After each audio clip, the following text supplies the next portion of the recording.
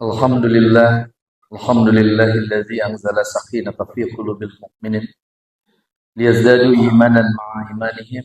Asyhadu an la ilaha illallah wahdahu la syarika lah wa asyhadu anna Muhammadan abduhu wa rasuluh alladzi la nabiyya ba'da amma ba'd.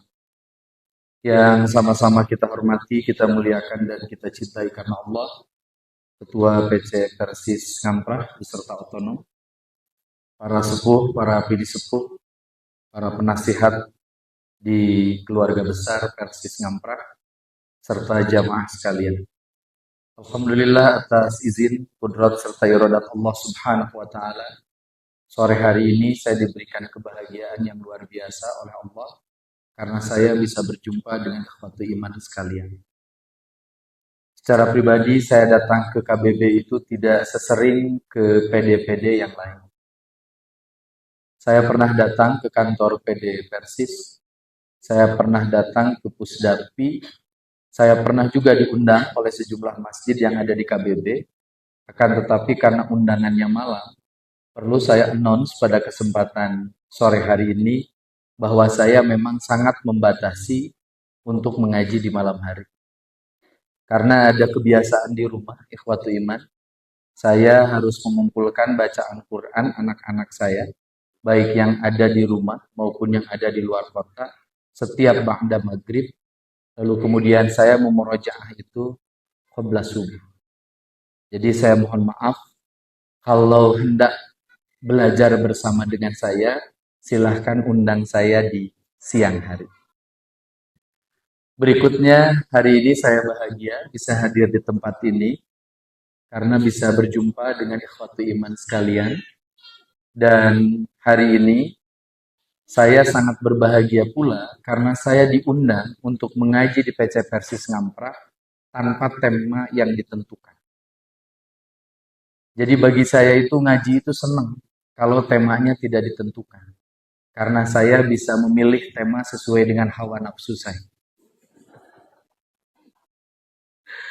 Ikhwatu iman yang saya muliakan, tadi sudah dijelaskan, saya ini tumbuh dan besar di kota Tasikmalaya. Saya tidak pernah mengenyam pendidikan di pesantren. Kurang lebih kalau tidak pesantrennya sama seperti Ustadz Siddiq Amin. Ustadz Siddiq Amin juga tidak pernah pesantren. Beliau SMP-nya SMP 3, saya di SMP 2. Beliau SMA-nya SMA 1, saya SMA 3. Tapi meskipun saya tidak mondok, saya belajar banyak dari dua guru saya di Tasik.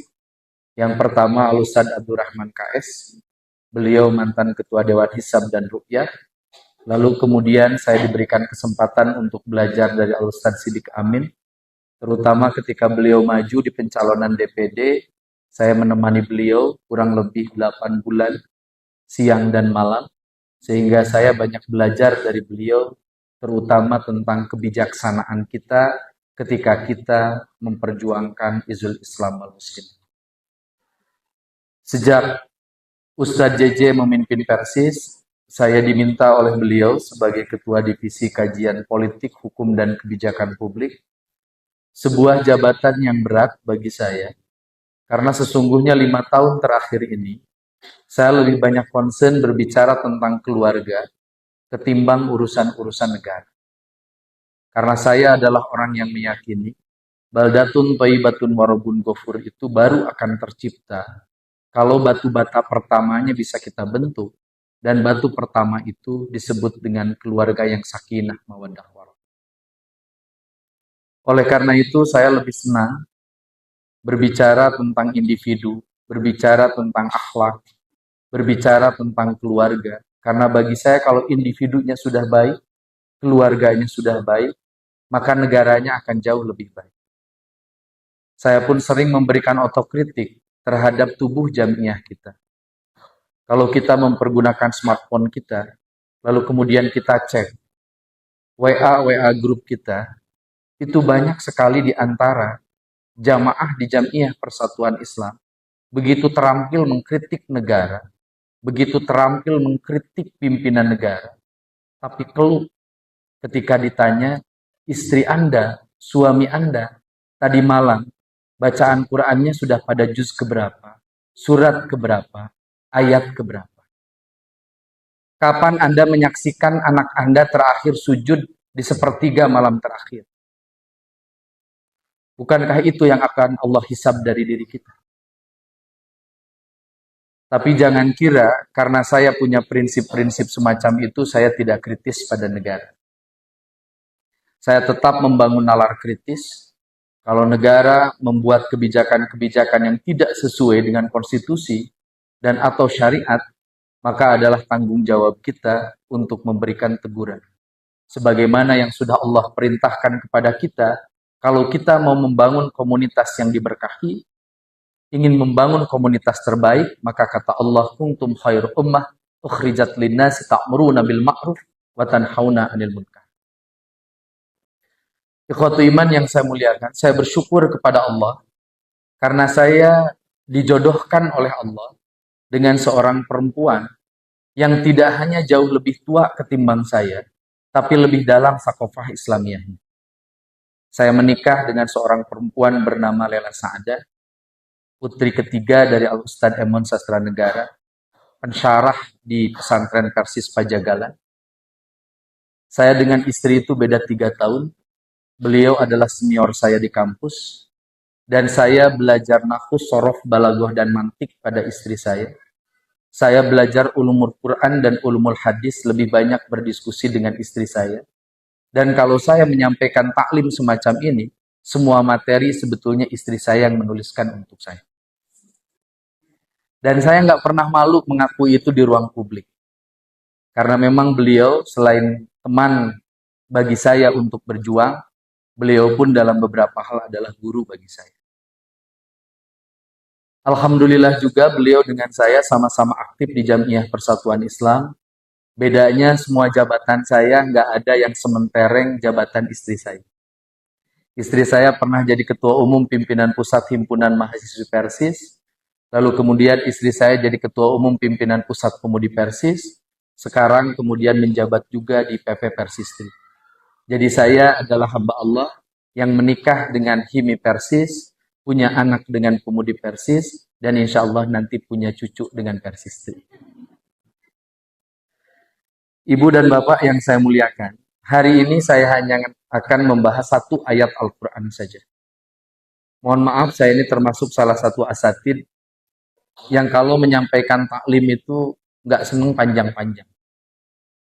Meskipun tidak sependek Gus Baha. Gus Baha adalah Kiai NU yang saya hormati sepenuh hati. Saya nggak pernah lihat orang yang kemudian memiliki pemahaman Al-Quran sebagaimana beliau. Oleh karena itu, anak saya yang di Yogyakarta, saya minta setiap akhir pekan berangkat ke Rembang untuk kemudian belajar kepada beliau. Ikhwatu iman yang saya muliakan, di dalam Al-Quran surah Al-Baqarah ayat ke-218, Allah berfirman, A'udzubillahi minasyaitonir rajim. Innal ladzina amanu wal ladzina hajaru wa jahadu fi sabilillah ulaika yarjuna rahmatallah wallahu ghafurur rahim. Ayat ini adalah ayat yang mengajarkan kita bahwa dalam satu episode panjang kehidupan kita, Allah memerintahkan kepada kita 3 hal. 1, Allah minta kita semua menjadi orang beriman. Yang kedua, Allah meminta kita untuk menjadi orang-orang yang berhijrah. Dan yang ketiga, Allah meminta kita untuk menjadi orang-orang yang berjihad fi sabilillah. Itulah hidup yang paripurna. Itulah hidup yang sempurna. Beriman, berhijrah, lalu berjihad. Hebatnya Allah, di dalam ayat ini, Allah secara gradual, secara tadarruj, secara bertahap, itu nunjukin sama kita tahap-tahap apa saja yang kemudian harus kita lewati bersama. Allah nggak nyuruh kita untuk berjihad dulu. Allah nggak nyuruh kita untuk berhijrah dulu. Tapi Allah justru meminta kita, kalau kita mau berhijrah lalu kemudian berjihad, Allah meminta kepada kita untuk beriman terlebih dahulu. Sekarang mari kita cek, apakah kita sudah beriman? Apakah kita sudah berjihad? apakah kita sudah berhijrah? Yang pertama, mari kita cek.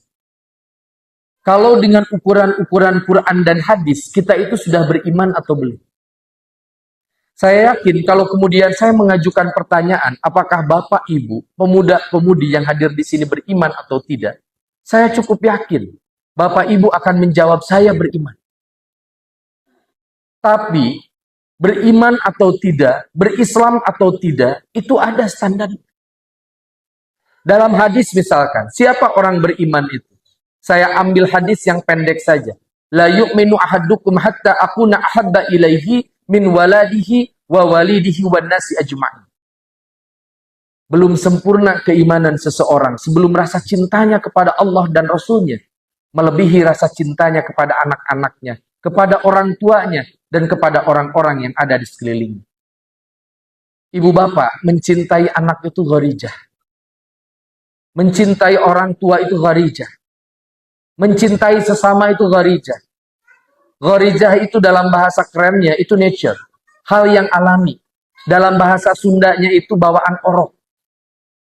Jadi kalau kita nyintai anak kita, mencintai orang tua kita, mencintai orang-orang yang ada di sekeliling kita, memang kita didesain untuk seperti itu. Sekarang mari kita cek. Kalau kita disebut beriman kata Allah, kata Rasul, maka rasa cinta kita kepada Allah dan Rasulnya melebihi rasa cinta kita kepada anak dan orang tua kita. Saya kasih contoh dari ibu-ibu dulu. Ibu-ibu saking cintanya sama anak, ibu ikhlas membawa benda asing di rahim ibu 9 bulan. Beratnya pada waktu 9 bulan itu kurang lebih 4-5 kilo. Karena bukan hanya janin, tapi ada air, ada balik yang ibu bawa kemana-mana. Ibu kuat. Di bulan ke-9, ibu berhadapan dengan jurang kehidupan dan kematian. Ibu mengeluarkan tetesan keringat, darah, dan air mata. Tapi ibu melampaui itu. Ibu lalu kemudian 2 tahun menyusui anak ibu-ibu sekalian. Itu artinya 3 tahun ibu dalam situasi sulit. Tapi ibu menerima itu dengan senyuman. Kenapa? Karena ibu cinta. Bapak-bapak saking cinta sama anaknya, sama keluarganya. Di dalam kosakata bahasa Sunda ada kalimat begini. Hulu dijadikan suku, suku dijadikan hulu, pikeun ngabela anu jadi kulawarga. Banyak kaum bapak ini keluar dari rumah ba'da subuh, pulang ba'da maghrib. Melakukan apapun untuk keluarga. Bisa menginvestasikan waktu lebih dari 12 jam untuk membelain keluarganya.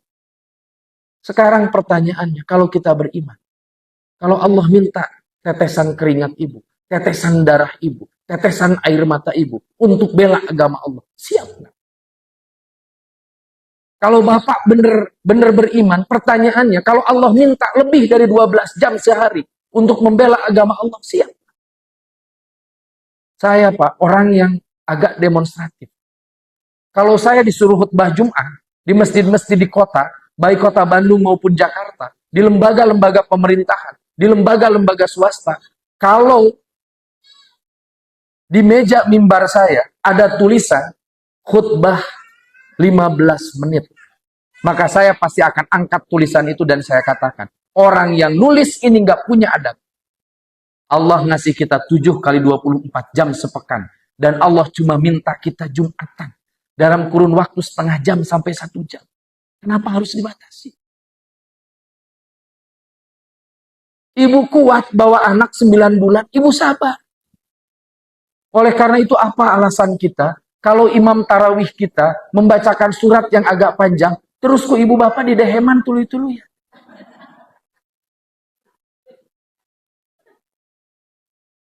Atas takdir Allah. Setiap Ramadan, kecuali di saat pandemi, saya biasanya menghabiskan waktu kurang lebih 21 hari di negeri orang. Terakhir 2018 saya menghabiskan waktu 7 hari di Melbourne, di KJRI kita, lalu kemudian pindah ke Tokyo, lalu kemudian pindah ke Berlin. Untuk apa? Mimpin kegiatan keagamaan di kedutaan-kedutaan besar Republik Indonesia Yang di masjidnya dihadiri juga oleh orang-orang asing. Saya dulu pernah semacam punya hipotesa, punya anggapan. Jangan-jangan ngan ukur urang Tasik anu resep taraweh bacaan anak pondok. Pindah ke Bandung sama. Ngimaman di Jakarta sama. Ternyata ngimaman di Melbourne, di Tokyo, di Berlin juga sama. Bahkan uniknya ada tuh ketua Qaimul Masjid yang berani melobi saya. Kalau saya mau jadi imam, dicanak hilakat tempat Pak Imara, kami haram. Lalu kemudian ngobrol ke Ustaz. Mohon maaf ya, di sini teh jamaahnya masih dalam tahap belajar. Mohon perkenan Ustadz memilih surat-surat pendek. Saya Pak, Bu, saya seneng kok. Kalau saya nggak diberikan tanggung jawab oleh Allah dan Rasul untuk mentarbiyah kita agar bersabar dalam ibadah, saya pasti akan pilih surat yang pendek-pendek. Itu bohong, Al-Kausar jadi bagi tilu saya. Saya mau tanya, sah ke? Sah. Inna a'tainakal kausar, Allahu Akbar. Sah. Tapi kenapa sesekali milih yang panjang? Itu mentarbiyah kita. Kan yang disebut dengan sabar itu ada sabar dalam ketaatan. Lalu saya tanya ke yang lobby itu, Pak, mohon maaf, surat pendek itu surat yang gimana? Karena dalam ulumul Quran, surat pendek adalah surat yang jumlah ayatnya gak lebih dari 40 ayat. Jadi lamun 40 ayat kene eta teh surat pendek. Cik cek urang ngamprah surat pondok nu kumaha. Hendet.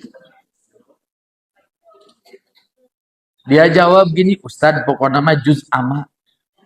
Oke, firm, juz amma ya.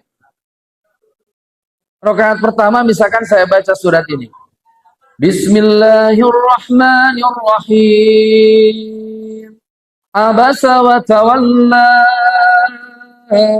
anja'akul a'ma. Namanya sakit itu.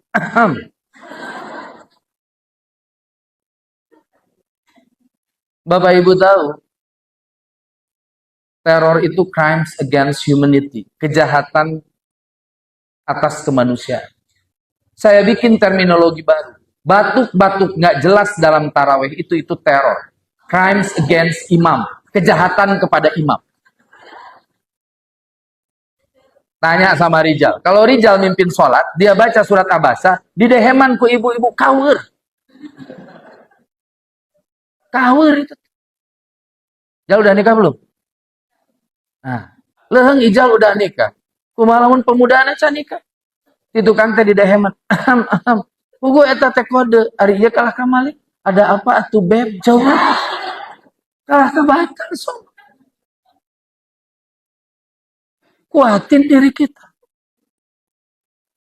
Tanggal 29 Mei tahun 1453, Kekaisaran Bizantium yang berpusat di Konstantinopel jatuh ke tangan umat Islam. Ratusan tahun negeri itu diserang. Dari zaman Nabi sampai Salahuddin Al-Ayyubi. Tapi nggak pernah kalah. Kapan jatuhnya? 29 Mei tahun 1453. Ketika Muhammad Al-Fatih membawa pasukan berjalan kaki dari Turki bagian Asia menyeberang ke Turki bagian Eropa yang kita kenal sekarang sebagai kota Istanbul. Berapa pasukan yang dia bawa? Kurang lebih 40.000 pasukan. Apakah karena yang 40.000 pasukan ini keren? Enggak. Tapi di 40.000 pasukan itu ada Kopassusnya, disebut sebagai pasukan Inkisyariah. Jumlahnya 3.500 orang. Mereka adalah anak-anak muda yang sejak usia 5 tahun diwakafkan nyawanya untuk negara. Dilatih sejak 5 tahun untuk kemudian mampu tahajud dalam bacaan-bacaan yang lama dan panjang. Kuda-kudanya itu dilatih lewat tahajud. Bukan lewat futsal. Saya ngelihat anak-anak pemuda Persis ini kritik saja ya. Rek ngambek deh. Ngajak ribut di luar. So, kalau kita ngadain futsal. Futsal jam 2, hadir jam berapa? 1:30. Hadir tepat waktu. Beres tepat waktu. Aina subuh. Jam 4:04 misalkan. Jam sabaraha ke masjid.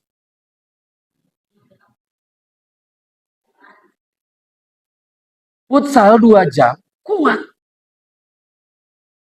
Sekarang taraweh, biasanya dari jam 7 selesai 7:30. Yang ini kebetulan imamnya lagi semangat. Selesainya jam 8. Pating kuci Ustaz di luar. Dia teh saha sih? Ustaz Ijal. Oh, Ustaz Ijal. Aya deui di dia? Aya. Tanggal sabaraha? 18. Oh. Oh, kumaha? Pindah masjid yuk. Rusak. Dan saya minta ibu bapak nggak usah ngeluarin dalil di depan saya. Dengan mengatakan, Ustadz, bukankah imam terbaik itu adalah imam yang memahami kondisi makmumnya? Katalar hadis itu. Tapi saya juga pengen sesekali ada bapak ibu yang ngomong gini, Ustadz, bukankah Rasul itu tahajud sampai kakinya bengkak? Oleh karena itu punten Ustadz, malam ini mah gaspol. Di jam 7 beres jam 11. Ini iman. Ini iman. Bapak ibu pengen anaknya sukses, apapun bisa kita berikan. Kita pengen rumah kita nyaman. Maka kita membangun struktur yang kuat untuk rumah kita. Tadi saya ngobrol dengan ketua PC. Kunaon dia teh beki? Ustadz ieu teh lembab. Kalau urusannya lembab Pak Ketua, berarti sampai akhir hayat masjid ini bakal gini. Di dunia kita kenal dengan ilmu arsitektur. Tanya arsitek yang benar. Gimana caranya biar gak gini lagi. Dan saya yakin ibu dan bapak punya kok kekuatan untuk beresin masjid ini. Saya mau tanya, kalau kiamat ditetapkan sama Allah hari Jumat depan, ya beres mau apa Kemis. Nah, kudu kiamat wae gitu Jumat. Sederhana. Saya nikah 4 Januari 2003. 8 Januari 2004, saya ditakdirkan oleh Allah punya rumah. Saya masih ingat betul, ketika bapak saya datang. Rumah saya itu rumah yang bocornya banyak banget. Di pinggirnya ada masjid. Pun bapaknya urkit. Hidup temenang meresan, imah hidup saacan meresan masjid. Era. Ari imah hade. Ari masjid goreng. Pan akhir tina hirup hidup teh bakal dituna di masjid. Sok. Kita ikhtiar. Ingatnya, Persis teh dikenal sebagai organisasi masyarakat Islam yang didirikan oleh para entrepreneurship. Makanya pesantren-pesantren kita dan pusat pertumbuhan kita semuanya di pusat kota, dekat pasar. Dulu saya ditanya sama Pak Haidar Nasir, Ketua Persyarikatan Muhammadiyah, Ustadz Tatan, Persis itu dikenal sebagai entrepreneur, orang-orang kaya. Saya jawab, betul Pak Haidar, Persis itu kaya 7 turunan. Sayangnya kami adalah turunan ke-8. Jadi memang ngesadaliwat kita bengharna orang teh. Saya bisa mempertanggungjawabkan kalimat itu. Ormas mana di Bandung yang punya pesantren tepat di pusat kota? Kita punya pesantren berdiri tahun 1936. Pondok Pesantren Persis nomor 1 Pajagalan. Itu berdiri 36, Pak. 9 tahun sebelum Republik Merdeka. Kita sudah punya masjid. Kita sudah punya pesantren. Dan kenapa kita punya pesantren di situ? Karena ada seorang entrepreneur. Namanya Haji Anang Taib. Orang yang luar biasa paham apa yang dimaksud dengan masa depan. Jadi kalau Bapak Ibu ngobrol masa depan itu bukan 20, 50 tahun yang akan datang. Masa depan kita itu akhirat. Haji Anang Taib itu percaya betul dengan masa depan yang disebut dengan negeri akhirat. Maka beliau membangun pesantren. Makanya yang pernah belajar di Pajagalan, Pajagalan itu unik. Depan belakang non-muslim, kiri kanan non-muslim. Sampai ketika kemarin, waktu ada wisuda di Pajagalan, Pajagalan mengundang Teh Atalia. Teh Atalia ternyata datang. Lalu kemudian Teh Atalia nanya gini sama saya, Ustaz, ini kok keren banget ya. Persis itu punya pesantren yang ada di pusat kota. Dulu kan pusat kota itu di sini. Jawaban saya, itulah Teh, hebatnya Persis. Kalau Teteh berangkat ke masjid-masjid Persis, itu hampir semua adanya di pusat-pusat bisnis.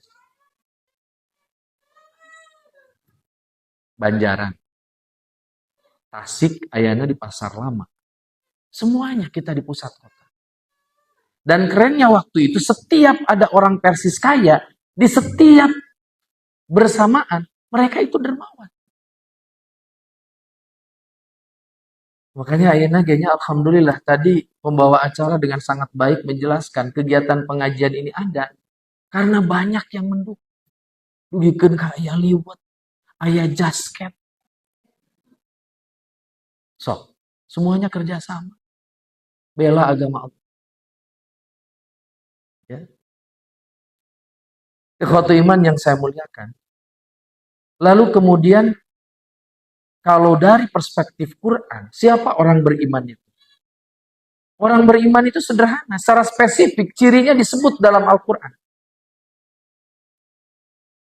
Qad aflahal mu'minun alladzina hum fi salatihim khashi'un walladzina hum 'anil lagwi mu'ridun walladzina hum lizakati fa'ilun al-ayat.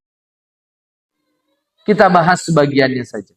Ciri orang beriman itu yang pertama, mereka khusyuk salatnya. Bagaimana caranya kita sholat khusyuk? Dulu ada pelatihan dari Ustadz Abu Sangkan, namanya pelatihan sholat khusyuk. Mayar nasa juta 800, durasi nanti 3 jam. Beres pelatihan, sehari, 2 hari, 3 hari, khusyuk. Poe ka-4 mimiti kurang khusyuk. Kunaon? Sabab geus mikirkeun, alah latihan sholat wae geuning 1.800.000.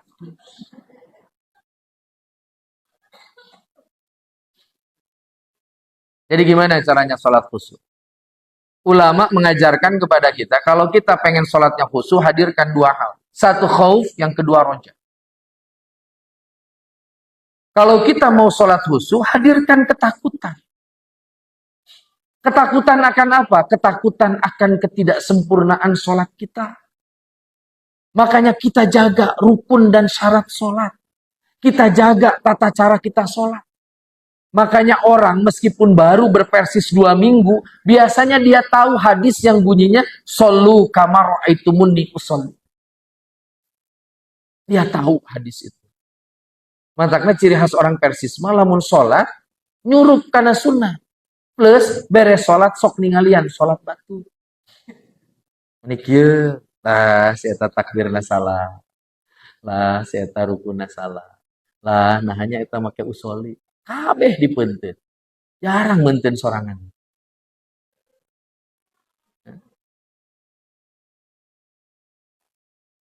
Saya kasih contoh. Kalau kita menghadirkan khauf, maka sholat kita pasti benar. Mu'alobah heuai. Saya kasih contoh ya. Setiap tanggal 17 Agustus di Republik ini, pada pukul 10 pagi diadakan peringatan detik-detik proklamasi. Dilaksanakan di Istana Negara. Bertahun-tahun di Istana Merdeka. Dan baru tahun ini akan digeser ke IKN. Keun nyabunya ada orang matara upacara, teu kudu ngomen. Di Istana Merdeka teu milu di IKN komo. Kene bae. Usaha kumaha tebihkeun bae da di pesawatan. Nu penting mah Pak Jokowi teu miwarang teh di Polrina ngojay karunya jauh. Ibu Bapak pernah nggak lihat upacara di Istana Merdeka? Pernah kan? Coba Ibu dan Bapak lihat. Itu anggota TNI Polri aya teu nu heuai. Gak pernah ada. Seumur-umur saya hidup dan nonton TV, nggak pernah tuh aya nu heuai. Pernah teu ningali anggota TNI Polri anu nagog pedah cangkeul. Saya tanya, kenapa nggak ada yang gitu? Karena menurut konstitusi, presiden itu adalah pimpinan tertinggi dari seluruh angkatan perang. Mereka prajuritnya. Mereka sadar yang ada di hadapan mereka itu panglima tertinggi dari seluruh angkatan perang. Sehingga mereka menjaga sikapnya. Kita sholat berhadapan dengan Allah yang lebih tinggi dari panglima tertinggi dari seluruh angkatan perang. Mestinya adabnya dijaga. Saya kalau ngaji-ngaji di kampung itu sering ditanya, Ustadz kenging teu abdi sholat ngan ukur ngangosomtog, nutupan bujal, nutupan tuur. Tapi tengah ngokawas, tengah ngokahanapan. Jawaban saya, sah. Dan nutup orang. Tapi lamun ente tuluy-tuluyan kitu sholat, isuk pageto, lamun ayah bupati KBB kadir, teu kudu make batik, make sontong siga kitu. Hari panggil jeung RT meresan KTP mani make batik di parfum. Kalau berjumpa dengan Allah, zat yang memberikan kita kehidupan, lalu kita tidak menjaga adab.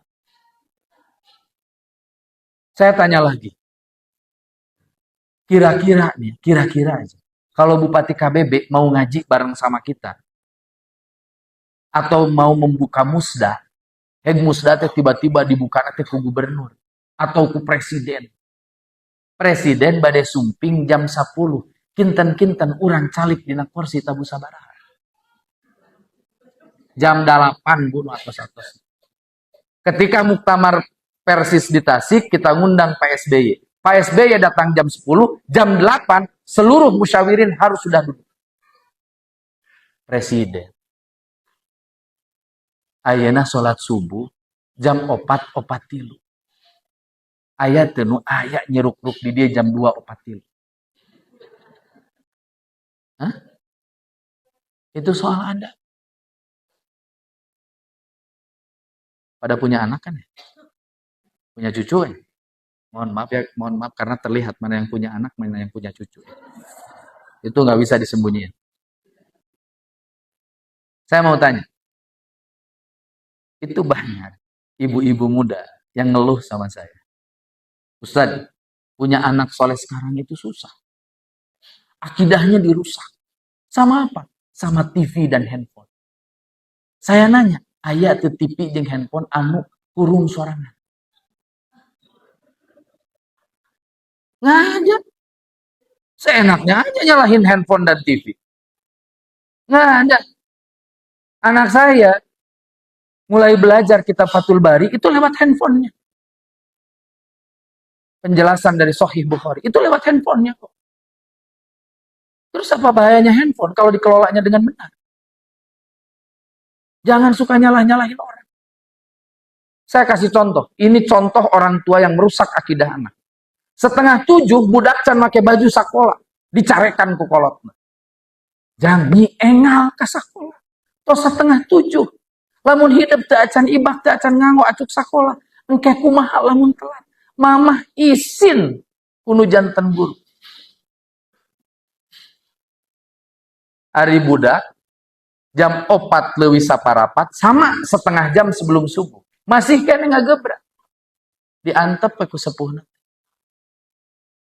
Kalau itu yang terjadi, anak-anak kita alam bawah sadarnya mereka akan mencatat. Orang tua saya ngajarin sama saya, kalau untuk urusan dunia saya harus serius, tapi kalau untuk urusan akhirat saya boleh berleha-leha.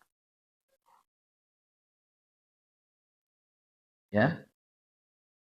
Makanya sekedar berbagi, semua anak saya yang laki-laki ketika kakinya sudah bisa menapaki tanah dengan sempurna, setiap pukul 3:30 pagi saya ajak ke masjid. Dalam keadaan bangun maupun dalam keadaan tidur. Saya pernah ditegur oleh bendahara DKM ngobrol kieu. Ustad, hawatos atuh cep Anfar eta masih kene alit. Keun we atuh murang kalih keneh ieu. Jawaban saya sederhana. Kalau kita tidak memulai hal-hal kecil, maka kita tidak mungkin bisa memulai hal-hal besar. Sama juga kalau saya membandingkan jenazah, saya pasti bawa kedua putra saya. Kalau mereka sedang berada dengan saya. Anfar kecil itu ketika 5 tahun, dia sudah terbiasa bawain air buat ayahnya. ketika ayahnya sedang memandikan jenazah. Kenapa? Karena cita-cita terbesar saya kalau meninggal, cukup anak-anak saya yang memandikan saya. Dan saya sudah berwasiat sama anak saya yang pertama. Lamun bapak maut, sholat jenazah pertama, tolong tidak diimami oleh ketua Dewan Hizbah, ketua umum Persis, atau ketua MUI. Cukup oleh anak tertua saya.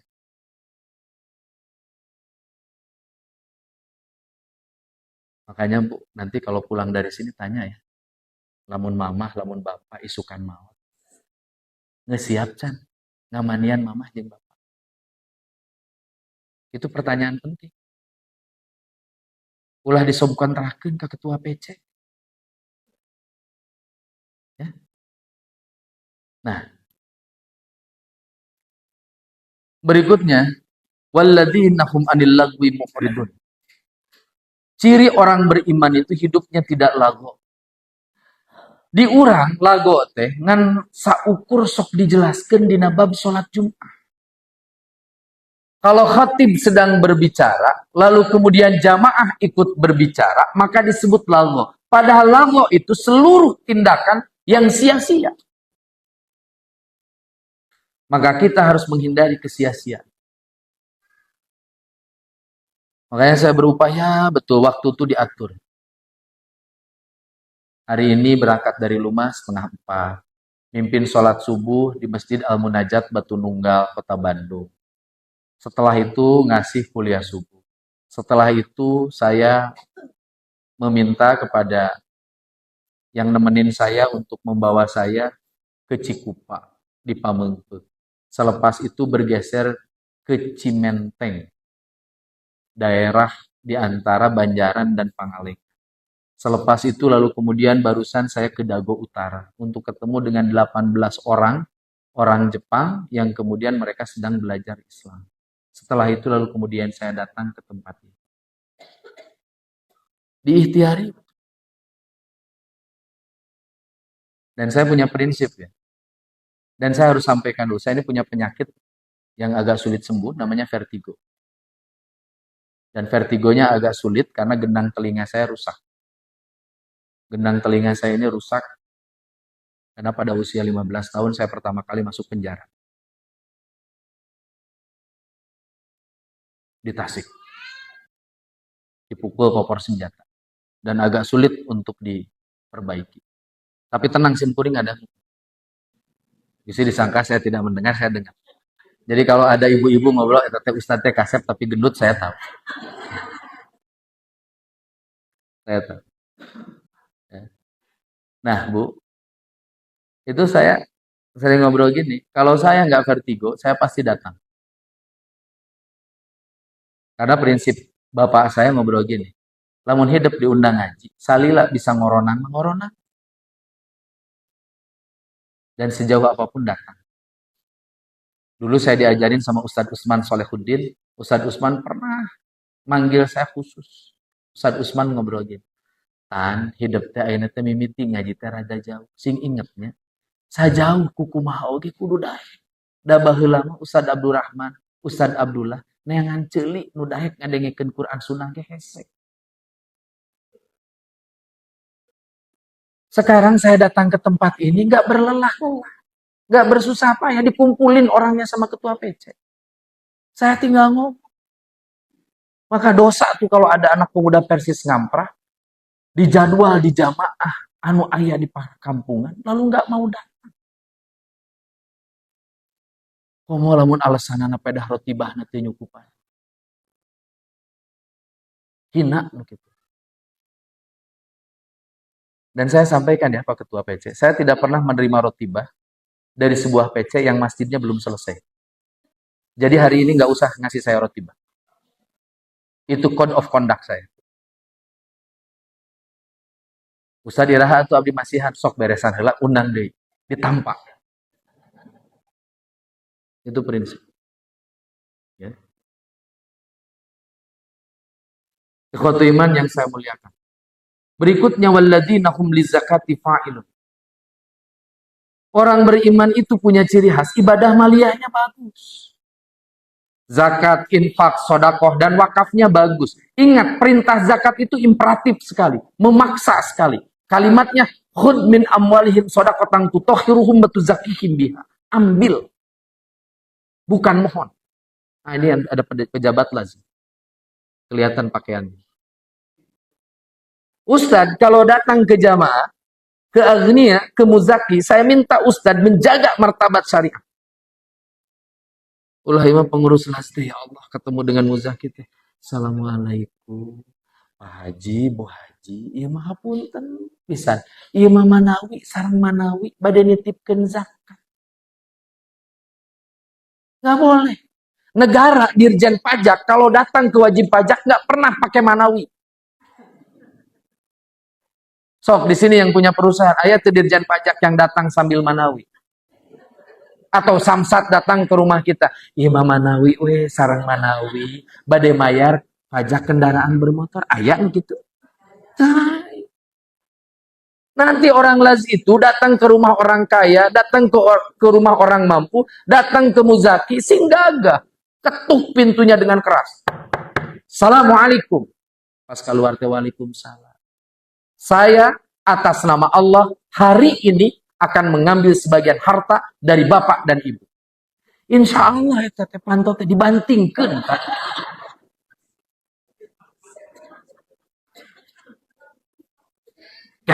Karak dia jadi las persis meninggal kaya. Tapi kan esensinya, datanglah dengan gagah. Anda itu tidak mewakili diri Anda. Anda itu nggak mewakili las persis. Anda itu jalan karena diperintah oleh Allah. Maka datang dengan gagah. Para muzakinya, kalau kemudian datanglah, pandang itu sebagai orang yang disuruh sama Allah untuk menyelamatkan kehidupan Anda. Saya sering bilang gini, kalau bapak ibu nggak sholat, bapak ibu cuma zalim sama diri bapak dan ibu. Tapi kalau bapak ibu nggak bayar zakat, dosanya berlipat ganda. Karena bapak ibu zalim pada diri bapak ibu, dan bapak ibu zalim pada orang lain. Saya ingatkan, di sebagian harta kita itu ada harta orang miskin, ada harta orang fakir, ada harta anak-anak yatim yang Allah titipkan sama kita. Titipan itu kita harus serahkan sama mereka. Kalau kita nggak menyerahkan itu, khianat kita sama Allah. Saya mengawali itu. Saya minta ke istri saya. Kalau saya ngasih pengajian, kalau saya jadi narasumber, kalau saya ngisi seminar, saya minta ke istri saya. Sebelum dipakai apa-apa, tolong pisahkan 10%. 2,5% untuk zakat, 7,5% itu adalah untuk infak dan sedekah. Alhamdulillah dugikeun ka ayeuna masih kena hirup. Genut deh. Coba. Ya. Biasain. Ustadz, kalau kita rajin zakat, apa yang akan terjadi? Yang akan terjadi, Islam akan memimpin peradaban. Jangan kaget. Kalau kemudian yang muncul, itu bukan universitas-universitas yang ada di Eropa, yang ada di Amerika, yang ada di Australia. Universitas tertua di dunia itu didirikan di Maroko, Afrika Utara. Nama kampusnya Al-Qaruni University. Pendirinya seorang perempuan, namanya Fatimah Al-Fikri. Tahun 860-an. Kapan Eropa punya kampus? Eropa punya kampus baru tahun 1080.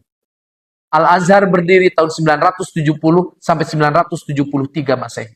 Dulu orang-orang asing, orang-orang dunia, masyarakat global, kalau mereka pengen jadi generasi terdidik, mereka datang ke dunia Islam. Kenapa kita bisa bangun Al-Azhar? Kenapa kita bisa bangun Al-Qaruni? Karena di tengah-tengah mereka ada orang-orang kaya yang mau berjuang dengan hartanya.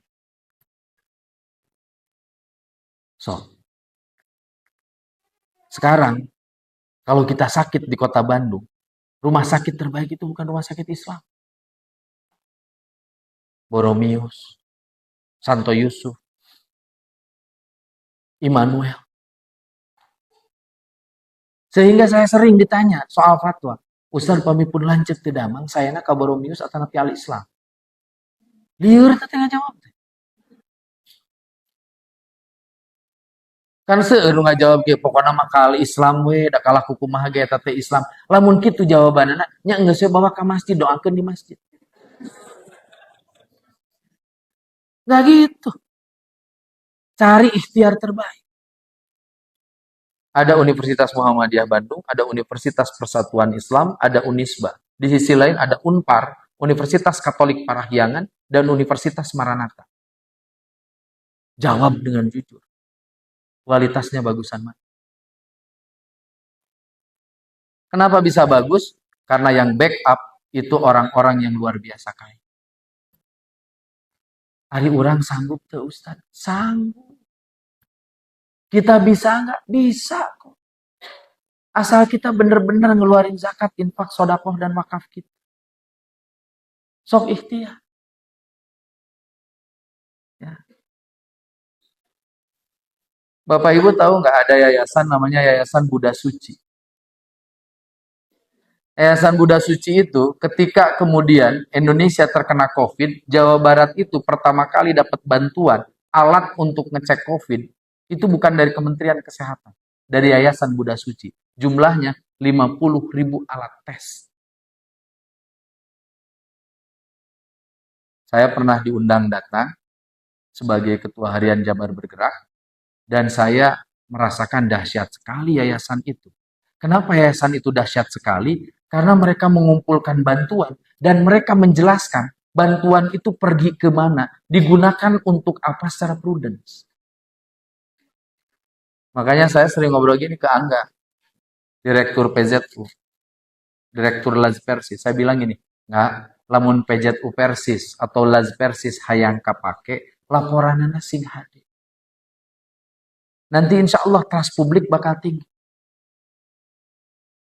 Dan saya sebagai Ketua Harian Jabar Bergerak menitipkan pembangunan sumur di Palestina, lalu kemudian berwakaf mobil untuk ambulans di Palestina itu lewat Laz Persis. Ustadz nah eta teh pedah Ustadz Persis bukan hanya karena itu saja, tapi karena saya percaya bahwa pelaporannya bagus. Beres saya memberikan itu, saya nanya mana laporannya. Lalu kemudian diberikan laporan yang sangat baik. Waktu itu kami menitipkan dana sekitar 1,4 sampai 1,8 miliar. Kenapa kami percaya? Karena laporannya prudence. Terpercaya. Setiap tahun diaudit sama kantor akuntan publik. Dan setiap tahun mendapatkan predikat wajar tanpa pengecualian. Sok, jadi bayar zakat. Dah lah, ini iman. Lalu kalau orang sudah iman, apa yang harus dilakukan oleh orang? Dia harus berhijrah. Hijrah itu dalam konteks kenabian adalah perpindahan Nabi, terutama yang berhasil itu, dari kota Makkah menuju ke Yathrib. Yathrib lalu kemudian kita kenal sekarang sebagai Madinah Al-Munawwarah, the city of light. Kota cahaya. Dan saya bahagia, saya ngelihat gubernur Madinah yang sekarang itu betul-betul berikhtiar agar Madinah itu jadi kota cahaya. Jadi kalau banyak orang bilang New York itu the city that never sleep, saya challenge putusan itu. Karena bagi saya kota yang nggak pernah tidur itu Makkah dan Madinah. Tepikeun Kak, toko emas wae. Di Madinah mah 24 jam. Tuh ya jamaah haji di dia yang kemarin bareng sama saya. Ya tamanya ibu sareng bapak haji di urang, ya Allah, ayah bu, anu balanya emas itu jam 2:30 subuh. Ceute mani hebat, iya mani suhud. Sigana teh beres ngagaleh emas namanya tahajud eta. Mudah-mudahan mah kitu. Da kadong dora ari meuli emas kuat, ari tahajud hanteu gitu kan. Gitu. Ya. Nah, tapi saya ingin ingatkan dua hal saja. Kalau ibu dan bapak hendak berhijrah, maka ibu dan bapak jangan menganggap hijrah atau perubahan ke arah yang lebih baik dalam makna yang lebih luas itu bahkan berjalan dengan biasa-biasa saja. Ibu dakwah, setiap orang akan happy, semua orang akan bahagia, semua orang akan nurut. Itu teh imajinasi kosong. Kenapa? Karena menurut Al-Quran, Misalkan dalam Al-Quran surah Al-Anfal ayat ke-30, Allah Subhanahu wa taala berfirman, "Wa idh yamkuru bikal ladzina kafaru liyusbituka aw yaqtuluka aw yukhrijuka wa yamkuruna wa yamkurullah wallahu khairul makirin." Ya.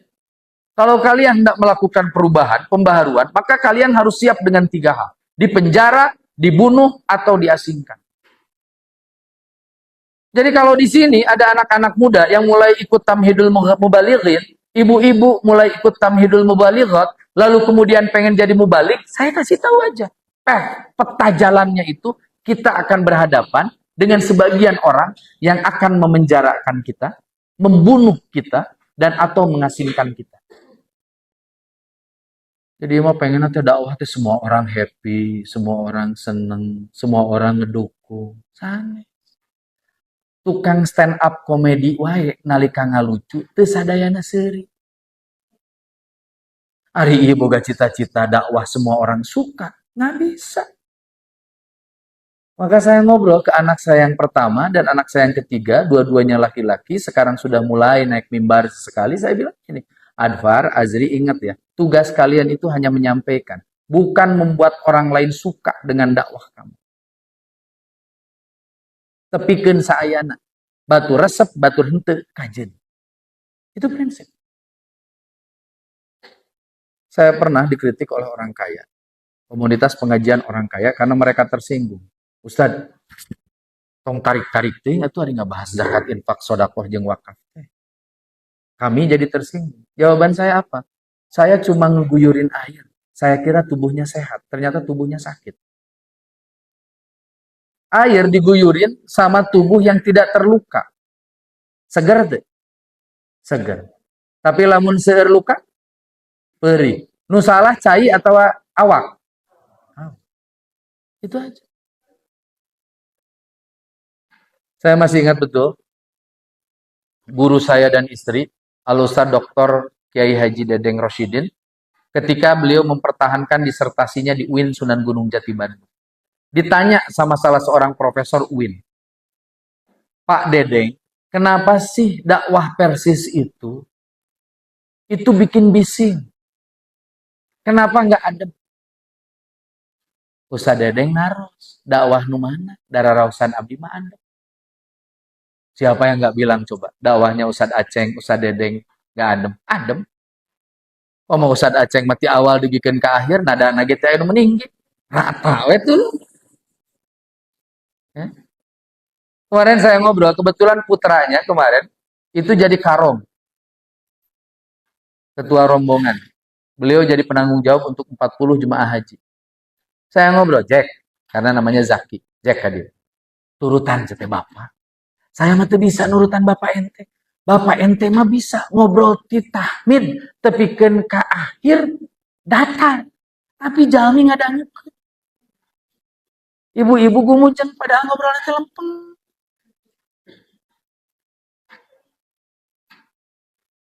Adem. Ustaz Dedeng kapan Ustaz Dedeng nggak ada? Oleh karena itu Ustaz Dedeng jawabnya gini, sebetulnya kami itu nggak bising, tapi kami berdakwah di tengah orang-orang yang sedang tertidur. Sabab eker tibra sare, nalika digugahkeun teh kaget. Tapi lamun mad'una semuanya udah bangun, dengerin itu nggak ada yang kaget. Jadi ingat kalau kita hendak hijrah, jangan dikira semua orang bakal suka. Di dia ya pemudi, tiba-tiba pemudi teh kerudungnya dipanjangkan, dihulurkan ke bawah dada, dilogora. Gak bakal semua orang suka. Sebagian akan ngobrol gini, ih kamu kemarin mah sensual eksotis, hari ayeuna ih si ganangka di karungan.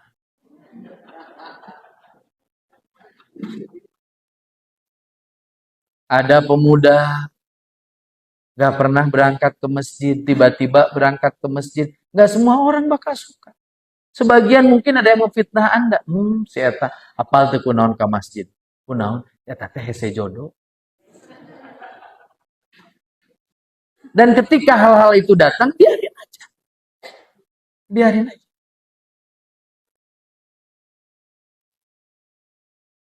Ingat nggak?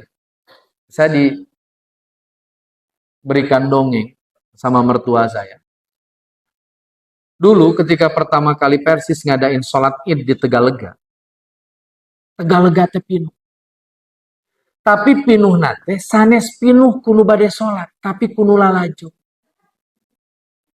Dan ketika diawali sholat, yang di pinggir-pinggir nu nonton teh pating kucius. Tinggal itu, nu gelo anya. Batur mah sholat teh di masjid, ieu mah di lapang. Ayeuna nu nyebut nu gelo anyar eta milu sholatna di lapang. Tapi omat ku ibu teh kayak kieu. Ih geuning milu gelo.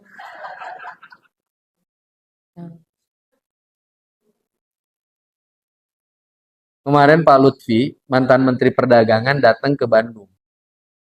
Beliau wakilnya Pak Erick Thohir, Menteri BUMN, dalam kapasitas beliau sebagai Wakil Ketua Masyarakat Ekonomi Syariah Indonesia. Ketika sedang jalan-jalan ke Bandung, beliau nelpon saya. Dinda, ya bang, gimana bang? Dinda tahu nggak? Aku sekarang ini lagi di Bandung. Terus gimana bang? Aku ini keliling-keliling nyari masjid untuk sholat tarawih. Tapi kayaknya Bandung ini semua Persis ya. Kenapa gitu bang? Semua masjid ini 11 rakaat. Cek saya tidak anu 11 rakaat malain Persis unggul. Muhammadiyah 11 rakaat. Bahkan punten, Ahmadiyah yang kita vonis di luar Islam, sholat tarawihnya 11 rakaat. 11 rakaat. Terus saya bilang ke Bang Lutfi, iya bang, alhamdulillah. Orang lambat laun mencintai sunnah. Sok masjid mana? TSM 11 rakaat. Itu bukan masjid Persis, bukan masjid NU, bukan masjid Muhammadiyah. Hampir semua masjid-masjid di kota Bandung 11 rakaat. Pepelakan sah. Dan pepelakan ulang. Ayo nama orang-orang model saya itu hanya menikmati buah yang bijinya ditanam oleh guru-guru kita. Yang dulu ketika mereka memperjuangkan itu, mereka digoblok-goblok. Disebut agamaannya. Sekarang kita tinggal menikmati. Maka saya minta ke anak-anak muda yang ada di tempat ini, terus nyalakan semangat dakwah. Terus dakwah. Kan diobrolkan kuku maha ku batur. Noyon we. Banyak orang yang mengkritik kita, ya Allah, eta Persis dakwahna tiba heula hayeuh ngobrolkeun tahayul bid'ah dan khurafat. Hayeuh we dalilna teh solu kama raaitumuni usolli. Hayeuh we dalilna teh kuduni manasikakum. Saya jawab, memang kami sama. Kami berkeliling di lingkaran yang sama. Dan lingkaran itu akan kami tetap setia sampai akhir hayat kami. Karena kami sedang berjuang di jalan Allah untuk menegakkan Quran Sunnah.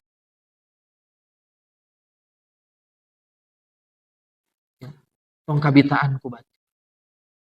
Ustad abdi mengalih nya ka Muhammadiyah kunaon? Muhammadiyah mah seueur kampusna.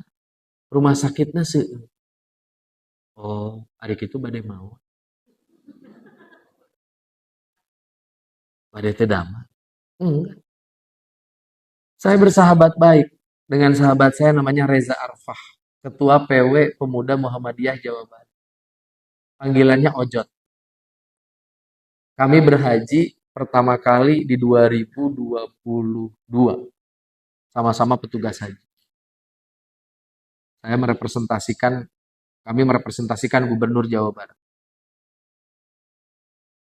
Si Ojot ngobrol gini ke saya. Tan, Persis mah satia-satia teuing eta ngobrolkeun hayeuh we nu kitu dakwah. Saya cenah ningali di tetangga saya aya masjid di deket imah teh. Tuluy we eta ngabahas Bulughul Maram dibulak-balik. Ngabahas pengajaran sholat ahasan dibulak-balik. Apa jawaban saya? Udah Jot, tiap waktu aya deui teh muridna. Kolotna geus bisa budakna acan. Budakna geus bisa incuna acan. Jadi tuluy diajarkeun. Terus apa kata dia? Tapi heungeuhnya saja. Neangan ustad di Persis mah babari, pabalatak ustad. Saya kan harus muji dia. Sama, Jot. Saya ge seneng lihat Muhammadiyah. Nyari profesor itu gampang. Sok nyari profesor di Muhammadiyah. Gampang. Pabalatak, ratusan. Di Persis, kayaknya kurang dari 30. Bisa kesebut hiji-hiji. Profesor Atif Latiful Hayat, Profesor Dadan Wildan, Profesor Jajang, Profesor Dodi Estruna. Gak banyak. Mantaknya cek si ojot kia. Jadi kia nyatanya ayeuna teh.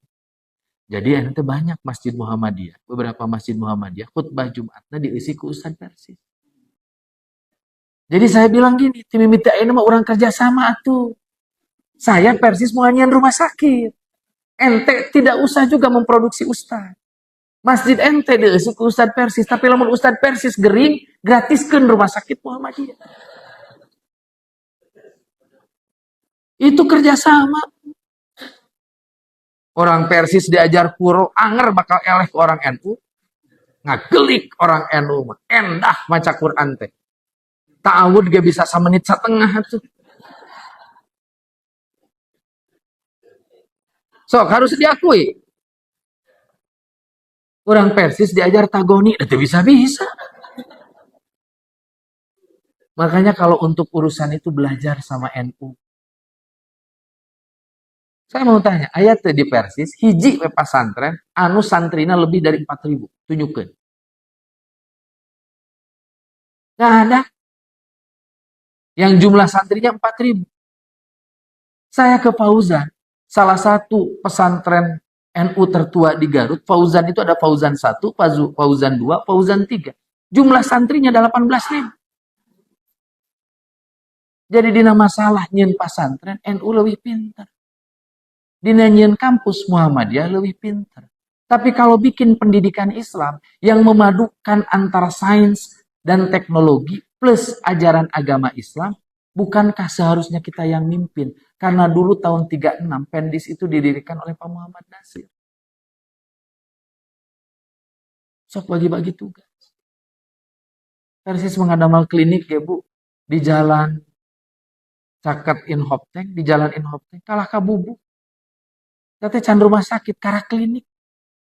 Hesek orang. Tapi diurang, Ustad Pabalata. Diurang mah lulusan mu'alimin, sakali ngahotiban, turun teh jadi Ustad langsung. Makanya di Persis mah banyak Ustad honoris causa.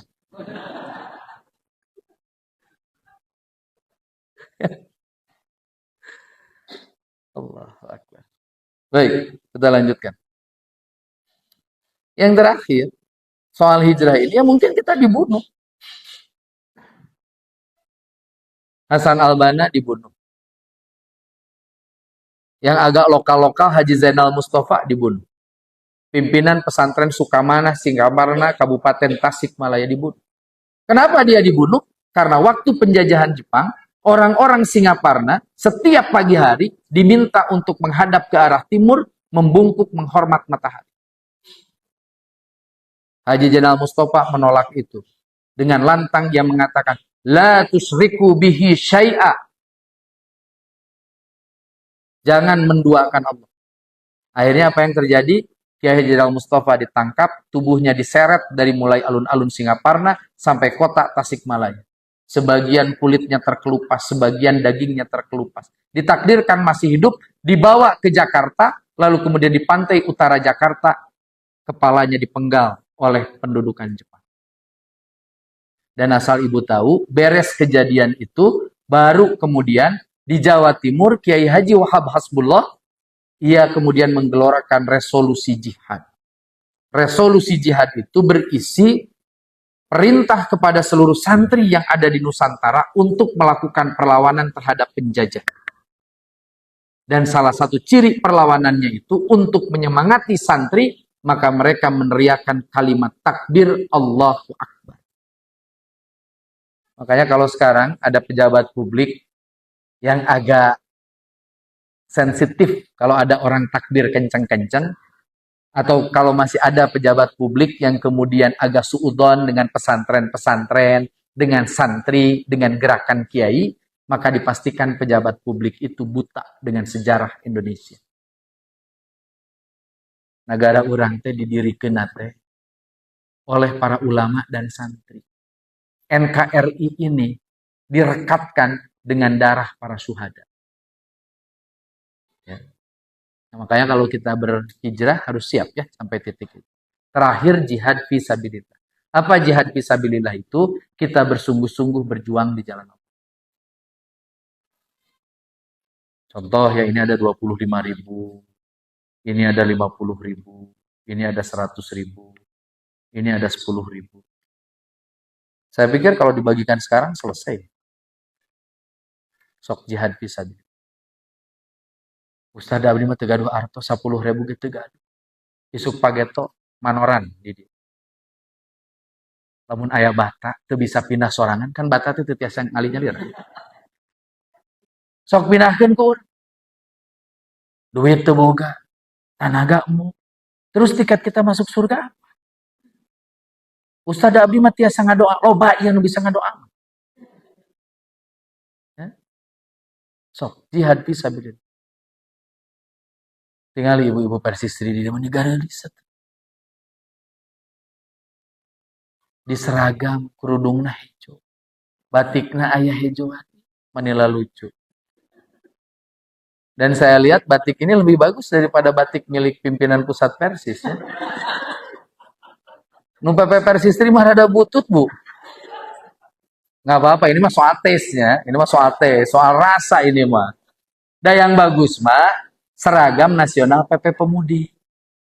Nuping nggak bagus. Ya, kenapa? Karena saya yang milih untuk istri saya. Gitu. Jadi waktu itu saya masih ingat betul, pun bojo si Umi teh, Pak ini pantas nggak? Nggak. Pak ini pantas nggak? Nggak. Kalau ini, nah Papa suka perpaduan antara pink dengan biru. Gelis teh ka Umi nage. Engke ka anggota Umi kumaha? Genteng teu kedah demutan. Nu penting mah Umi we gelis. Nu teu boga duit pada Persis, tingali tara boga seragam. Apa ada Pak naon orang teu boga duit? Beak Pak ku Persistri. Gitu ya. Ya. So, kenapa punya seragam? Karena kita jihad, bersungguh-sungguh ngempalkeun artos. Oleh karena itu untuk seluruh proyek amal soleh di kita pun, insya Allah kita punya kekuatan untuk membangun itu. Saya minta 2 bulan lagi saya diundang lagi ya ke sini. Ini permintaan saya.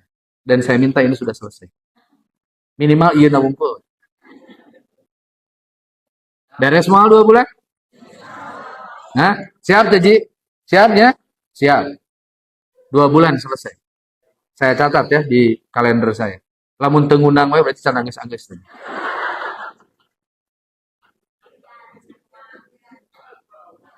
Masa sih KBB itu dikenal excellence kok sama PD-PD yang lain karena punya pusdapi?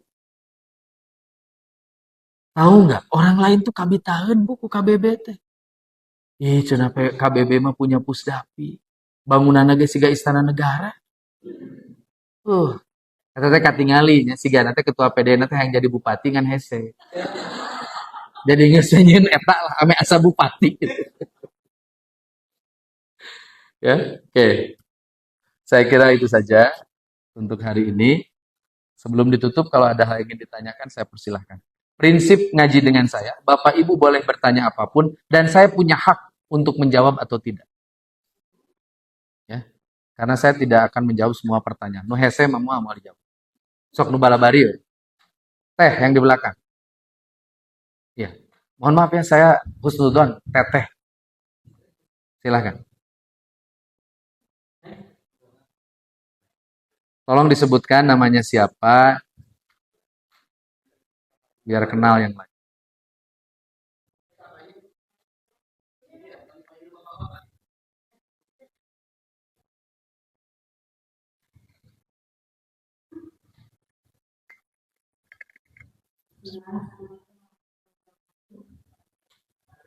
Waalaikumsalam. Rika.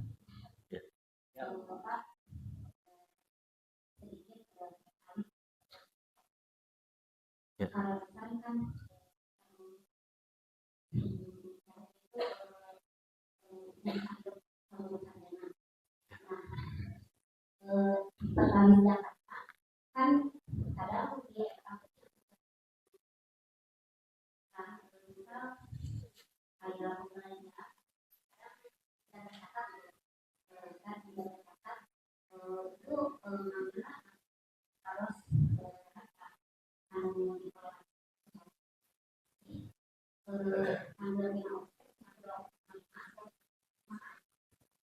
Ya. Bisnisnya perdagangan ya? Ya. Baik, makasih. Ibu dan Bapak, pada prinsipnya kalau itu perdagangan, kalau itu tijarah, sebetulnya hitungannya sudah pasti. Dia 2,5% dari modal. Mohon, sami catering nganggo modal. Mohon, kena modal. Titik kayaknya. Pas nanti tiba-tiba ayat, tring, gitu terus diical. Ya, jadi nanti dihitung dari modal. Modalnya dikali 2,5%. Sebetulnya ini pendidikan Bu sama kita. Bahwa sebetulnya di Islam itu, margin keuntungan itu sebetulnya diperkenankan besar.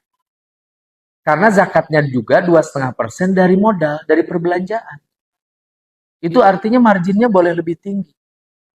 Dulu saya pernah ngaji tentang zakat tijaroh ini. Sejumlah teman banyak yang protes. Ustadz atos ya tuh tidak 2,5% nanti tidak keuntungan. Serius kata saya. Serius Ustadz. Bisnisnya clothing. Pakaian gaul. Bapak Ibu tahu nggak pakaian gaul yang dijual 300.000? Itu modalnya. Itu sebetulnya hanya sekitar 20 sampai 40.000. Sama biaya ngaput di waktu itu. Kalau dia ngambil selisihnya, ngambil zakatnya dari keuntungan, maka 2,5%-nya dikali 300, dikali 260.000. Tapi karena dari modal, jadi nggak ukur 2,5% dikali 40.000. Jadi pada prinsipnya gitu ya Teh ya. Nanti dari modal dikali 2,5%. Ya, ada lagi? Cukup? Atos, atos. Atos ada atos banyak. Terkedah ngelarian masalah nusanes. Mana carogena nu mana? Nah, nyaanya sing bager nyaanya 2,5%. Tara sing bager kateteh eta ge pentingnya. Tas. Gitu nya. Oh, nu utami. Ada lagi? Ya, teh yang di belakang.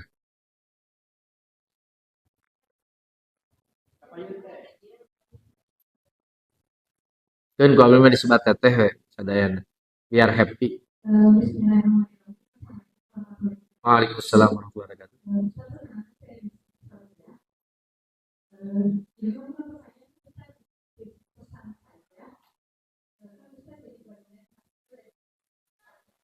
Ya,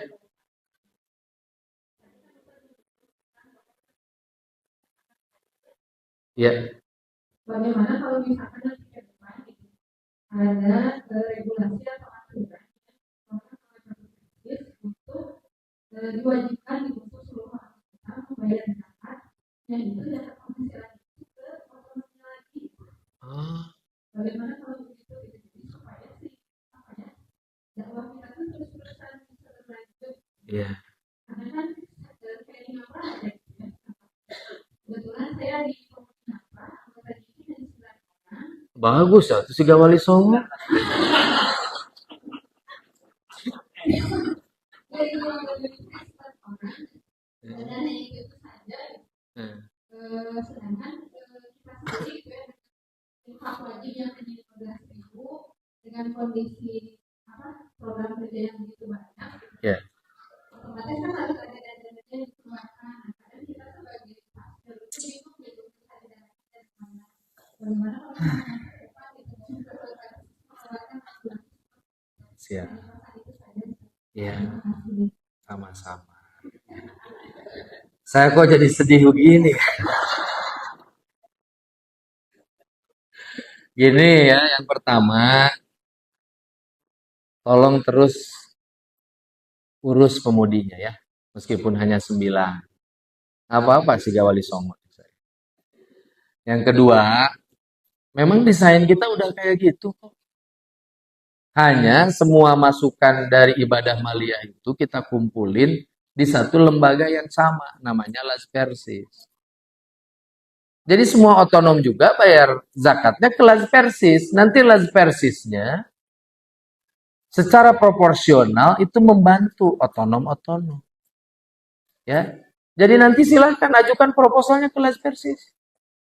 Kalau Lazpersis ngamprah nggak sanggup, di-over sama Lazpersis ngamprah ke KBB. Kalau KBB nggak kuat, dikirim proposalnya dari Lazpersis KBB ke Lazpersis pusat. Yang penting bikin proposalnya harus reasonable, harus beralasan.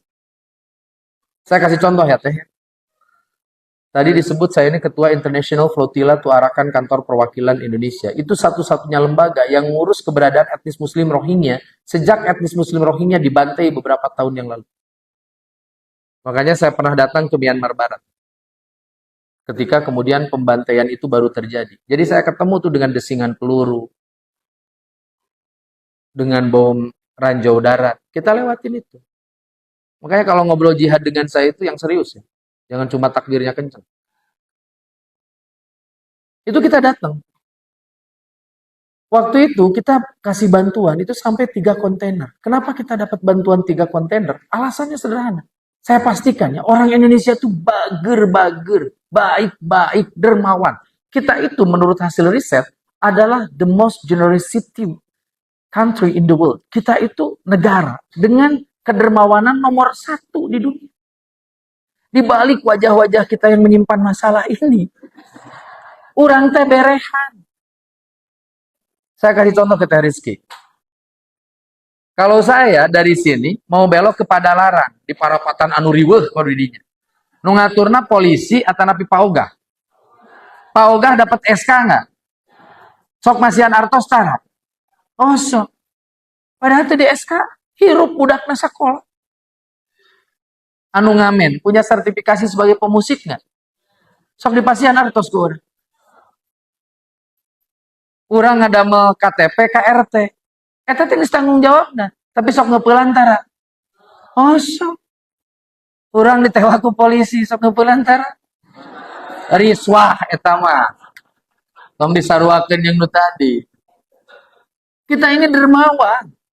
Jadi kalau PC Pemudi Persis Ngamprah bikin kegiatan, yang paling penting itu proposalnya harus reasonable, beralasan. Beres kegiatan jangan lupa bikin laporan pada orang yang memberikan bantuan. Itu yang saya biasakan dulu. Setelah itu saya menemani Teh Atalia jadi ketua harian Jabar Bergerak.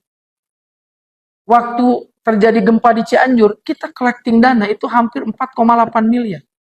Kenapa orang percaya sama kita? Itu karena kita bikin laporannya sedetil mungkin. Jadi kalau kita ke Agnia itu gini Pak, kami mau ada kegiatan daurah dakwah di PC Pemudi Persis Ngamprah, anggotanya 9 orang, 3 hari. Kegiatannya di mana disebatkan? Kumaha caranya tang harus disenebah. Abdi teh sakali neda 15.000 dikali salapan dikali tilu dinten. Terus naon deui kaperyogian teh? Teh Rizky. Abdi teh ieu teh hoyong pelaksanana di Mason Pine. Saya mau tanya, kira-kira eta para Agnia resepen moal kan gitu? Mau mah. Langsung ke legeg-legeg tinggal niruk-ruk di masjid babu salam. Di urang ada saya nggak ngerti. Saya. Kalau saya baca proposal, lalu di bawahnya ada tulisan gini, biaya tak terduga. Saya pastikan saya nggak bakalan bantu proposal itu. Kenapa harus ada biaya tak terduga? Kan bikin proposal itu semua dimitigasi. Ini gini. Hitungannya tuh pasti. Oleh karena itu, zakat itu sekali lagi saya balik ke pertanyaan, semuanya di-pool di Lazpersis. Nanti Lazpersis itu lalu kemudian membagikan secara proporsional kepada seluruh otonom. Bahkan tidak hanya Lazpersis, termasuk BUMJ, badan usaha milik Jamiyah. Itu juga ada keuntungannya, ada CSR-nya. Teh Rizky boleh bikin proposal ke PT Karya Intah. Bahkan kita punya perusahaan air minum meskipun sahamnya misalkan milik Pak Haji Cucu. TGM. Dikirim. Karena saya tahu ada dana CSR-nya. Nah jadi sebetulnya 9 itu jangan jadi khawatir. Ini juga nuripu. Ustadz saya 9 gak punya uang. Lamun salapan berarti nu di Paraban lagi leuwih saeutik. Jadi tenang. Ya. Semangat ya. Fighting. Gitu. Silakan satu lagi sebelum saya pulang.